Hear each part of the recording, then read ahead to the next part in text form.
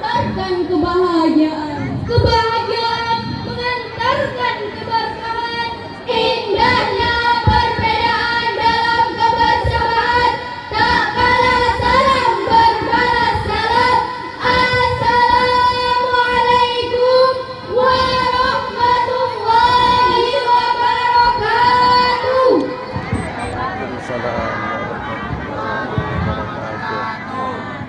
Bismillahirrahmanirrahim. Alhamdulillah, alhamdulillahilladzi lahu ma fis samawati wa ma fil ard wa lahul hamdu fil akhirah wa huwa hakimul khabir. Asyhadu an la ilaha illallah wa asyhadu anna Muhammadan abduhu wa rasuluh la nabiyya ba'da amma ba'du. Segala puji bagi Allah yang memuliakan Islam dengan pertolongannya, yang memuliakan Islam dengan pertolongannya, yang menghinakan kesyirikan dengan perkasaannya, mengatur segala urusan dengan ketetapannya, mengulur-ulur waktu bagi orang-orang kafir dengan makarnya, dan menjadikan hasil akhir sebagai milik orang-orang yang bertakwa dengan keutamaannya. Salawat dan salam untuk sanjunjungan penghulu Nabi yang menjadi rahmat bagi seluruh alam, teladan terbaik sepanjang zaman, Rasulullah Muhammad sallallahu alaihi wasallam. Allahumma sholli ala sayyidina Muhammad wa ala ali sayyidina Muhammad. Yang terhormat Bapak Ibu Dewan Guru, yang terhormat para jamaah yang dapat hadir hari ini. Seorang pakar reformasi Indonesia mengatakan, umat Islam saat ini, terutama Indonesia, adalah umat yang tertinggal, terbodoh, dan terkebelakang jika dibandingkan dengan umat Islam lainnya. Hadirin muslimin muslimat rahimakumullah, kita perhatikan data berikut. Sumber daya alam di Indonesia yang subur makmur kini 80% dikuasai dan dieksploitasi oleh bangsa lain. Perekonomian di Indonesia yang dahulu dijadikan kiblat oleh negara Malaysia kini malah menjadi terpuruk dan terbelakang, yang mana sekarang berada pada urutan 110 dari 117 negara di dunia. Pendidikan di Indonesia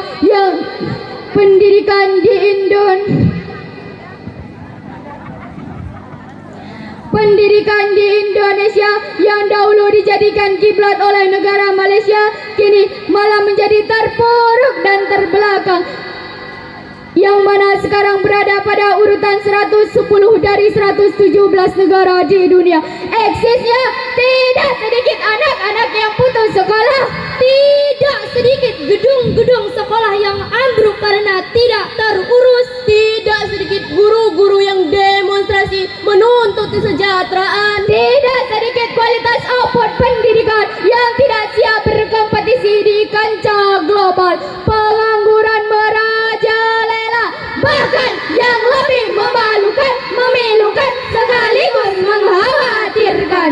Ternyata 35% dari pengangguran tersebut adalah mereka yang telah mengenyam bangku pendidikan. Timbul sebuah pertanyaan, kenapa hal ini terjadi? Salah satu jawabannya adalah karena kita memiliki sumber daya manusia yang rendah. Lalu, bagaimanakah Islam memandang hal tersebut? Oleh karena itu, pada kesempatan ini kami akan mencoba menjawab sekaligus menyampaikan syarahan dengan judul Mempersiapkan Kualitas SDM di Era Global. Hadirin muslimin muslimat rahimakumullah. Sebagaimana digambarkan Allah yang termaktub dalam Quran surah An-Nisa ayat 9. A'udzu billahi minasy syaithanir rajim. Bismillahirrahmanirrahim. Wal yakhshal ladzina law taraku min khalfihim dhurriyyatan ضعافا خوف عليهم فليتقوا الله وليقولوا قولا سديدا. Aku berlindung kepada dari godaan syaitan yang terkutuk dengan menyebut asma-Mu ya Allah yang Maha Pengasih, Pelimpah Kasih, Maha Penyayang, Penebar sayang. Dan hendaklah takut kepada Allah orang-orang yang sekiranya mereka meninggalkan keturunan yang lemah di belakang mereka, yang mereka khawatir terhadap kesejahteraannya. Oleh sebab itu, hendaklah mereka bertakwa kepada Allah dan hendaklah mereka berbicara dengan tutur kata yang benar. Hadirin muslimin muslimat rahimakumullah.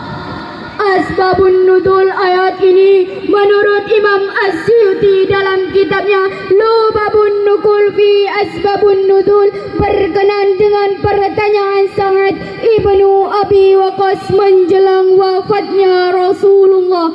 Ya Rasulullah, aku memiliki harta yang banyak, sedangkan pewarisku hanyalah anak wanita. Bolehkah aku menyedekahkan 2/3-nya saja? Rasul menjawab, tidak boleh. Bagaimana kalau 1/3-nya saja ya Rasul? Beliau menjawab, tidak boleh. Kalau kita kaji lebih dalam tentang ayat tadi, diawali dengan kalimat wal yaksha secara semantik. Akibatul yaksha fi'al mudhari mazizubun billah bil amar. Seimbatnya yaksha adalah sigat amar. Sedangkan kaidah usul fikih menyatakan al-aslu fil amri lil wujub. Pada dasarnya perintah itu menunjukkan suatu kewajiban, maka wajib hukumnya kepada kita, saya dan saudara-saudara, untuk merasa takut jika meninggalkan generasi di belakang kita berada dalam keadaan lemah.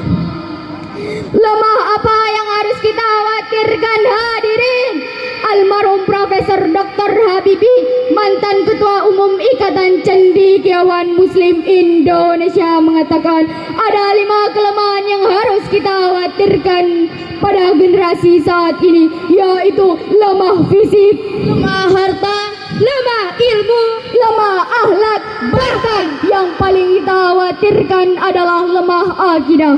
Kenapa demikian? Sebab jika pemuda kita memiliki akidah dan iman yang lemah, maka ia akan mudah terkena dampak negatif globalisasi. Sebagai bukti, tidak sedikit anak-anak muda kita yang terbius oleh budaya mabuk-mabukan, tonggak whisky, KTI, dan bir. Tidak sedikit anak-anak muda kita yang gemar melakukan judi, remi, domino, fortune, dan QQ.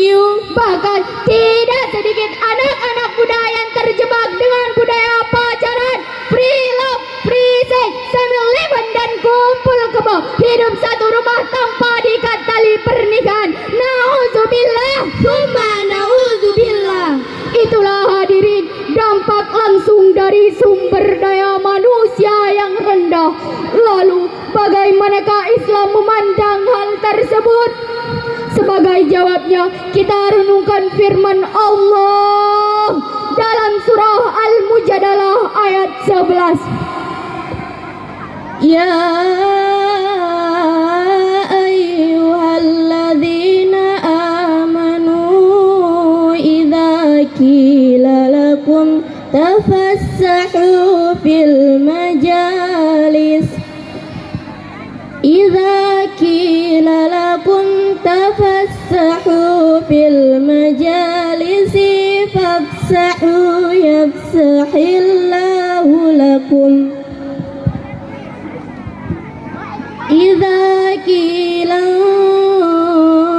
syuju fanshuju yarfa'illahu lakum yarfa'illahu alladhina amanu minkum walladhina utul ilma darajat wallahu bima ta'maluna khabir. Wahai orang-orang yang beriman, apabila dikatakan kepada kamu, berilah kelapangan di dalam majelis-majelis, maka lapangkanlah, niscaya Allah akan memberikan kelapangan untukmu. Dan apabila dikatakan berdirilah kamu, maka berdirilah, niscaya Allah akan meninggikan derajat orang-orang yang beriman di antara kamu. Dan orang-orang yang diberi ilmu beberapa derajat di antara kamu. Dan Allah Maha mengetahui apa yang kamu kerjakan. Hadirin muslimin muslimat rahimakumullah, Imam Ali Az-Zabuni dalam Shafawatut Tafasir menjelaskan, barang siapa yang berkumpul iman dan ilmu pada diri seseorang, maka Allah akan mengangkat dengan imannya beberapa derajat dan dengan ilmunya pada derajat yang lebih tinggi. Sejalan dan sejalin dengan penafsiran tadi, Profesor Quraisy Bab dalam tafsirnya Al-Misbah menjelaskan kalimat dan ilmu disebut secara beriringan pada ayat tersebut mengandung arti bahwa iman tidak boleh dipisahkan dari ilmu. Begitupun sebaliknya, manusia beriman tapi tanpa ilmu, maka ia akan lemah dan mudah diperdaya. Sebaliknya, manusia berilmu tapi tanpa memiliki iman, maka ia akan menjadi buas, jahat dan ganas, bahkan lebih ganas dari binatang buas. Pantas kalau Albert Einstein mengatakan, science without religion is blind, but religion without science is lame. Ilmu pengetahuan tanpa agama adalah buta, tapi agama tanpa ilmu pengetahuan adalah lumpuh. Bila sumber daya manusia berkualitas, yang diharapkan bangsa ini adalah manusia yang memiliki iman yang kuat, ilmu pengetahuan yang mantap. Oleh karena itu, kita bukan saja dituntut mencetak sarjana-sarjana pintar, teknokrat brilian, politikus cerdas, tetapi kita dituntut mencetak orang-orang benar.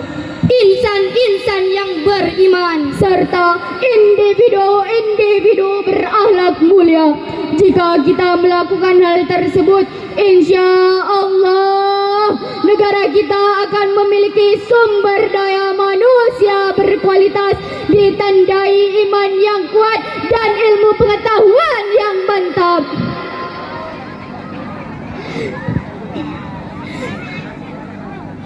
Dan bagi kita, insan beriman yang melakukan hal tersebut adalah telah melakukan amal soleh karena berguna bagi nusa dan bangsa. Sebagai balasannya, Allah menjanjikan dalam surah Al-Maidah ayat 9. وعد الله الذين آمنوا وعملوا الصالحات